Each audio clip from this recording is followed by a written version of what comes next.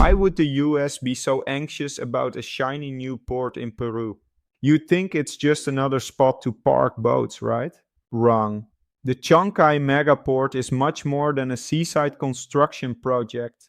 Backed by a whopping $3.5 billion from China, this port has the potential to flip the trade and power dynamics of the Americas on their heads.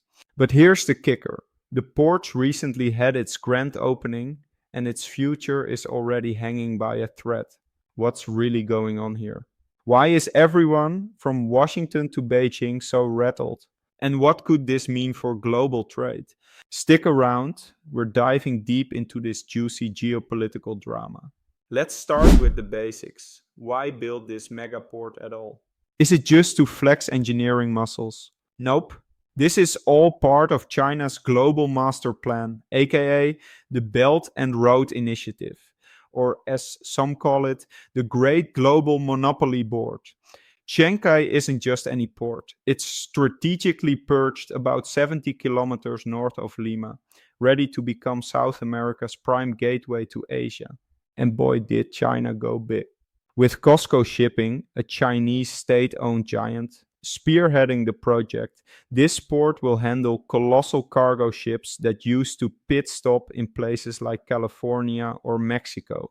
Translation: Peru gets to cut weeks off transit times to China, making it the new VIP express lane of trade routes. But wait, there's more. This venture started back in 2019 when COSCO struck a deal with Volcan, a Peruvian mining company. COSCO backed a 60% stake, leaving Volcan with 40%. The idea? Create a high-speed trade highway between South America and Asia, boosting economic ties and exports. Sounds like a win-win, or is it? For Peru, this port was supposed to be a golden goose. Think job creation, booming exports, and a shot at the big leagues of global trade. Peru's natural resources, minerals, fish, avocados, you name it, would get faster, cheaper access to Asian markets. This port even boasts 11 berths for container ships and 4 extra for bulk cargo, a game changer for the region. Imagine the current ports in the region as your old, cranky modem and Chancay as 5G fiber optics. Neighboring countries like Brazil, Colombia, and Ecuador are also eyeing Chancay as their ticket to global markets. But here comes the plot twist: the Chinese playbook. Guess what?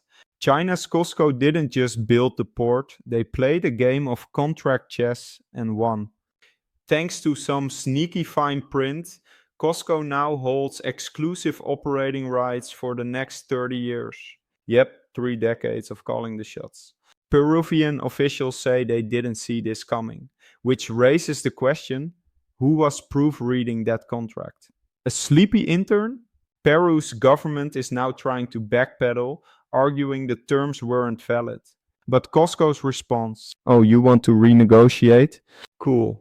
We'll just pull our $3.5 billion investment and go home. Cue the panic alarms.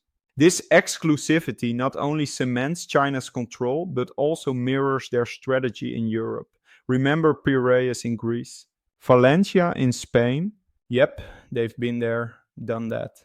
Unsurprisingly, Uncle Sam is not amused. For China, Chancay is another jewel in their Belt and Road crown. For the US, it's a flashing red warning light. American officials argue that China's foothold in Latin America isn't just about trade, it's a strategic maneuver to dominate the region's resources and geopolitics. General Laura Richardson from the US Southern Command even threw shade, saying Chancay could make it easier for China to extract Latin America's resources, as if they're grabbing snacks at a buffet. Washington's concerns: a shift in the balance of power, reduced US influence, and a whole lot of what's next vibes. Chancay's megaport isn't just about trade, it's the opening move in a high-stakes game of geopolitical chess.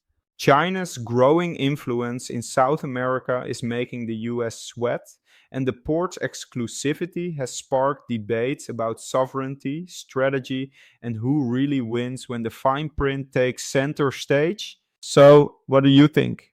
Will Chancay reshape trade and diplomacy, or will it become the stage for a new era of US China rivalry? Let us know your thoughts in the comments below.